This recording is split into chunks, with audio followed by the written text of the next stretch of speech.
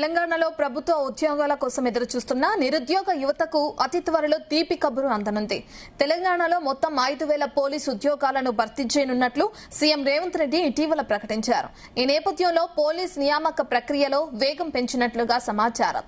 Special police, special protection force విభాగాల్లో మొత్తం 4,500 constable పోస్టులు, 500 సబ్ ఇన్స్పెక్టర్ పోస్టులను భర్తీ చేయడానికి చర్యలు కొనసాగుతున్నాయి.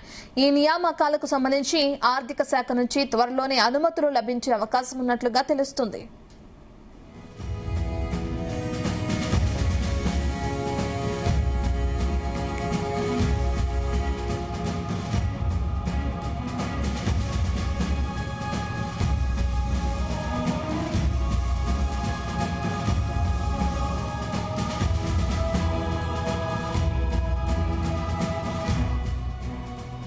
ప్రస్తుతం తెలంగాణ పోలీస్ శాఖలో సుమారు 17,000 ఖాళీలున్నట్లు అంచనా వేస్తున్నారు.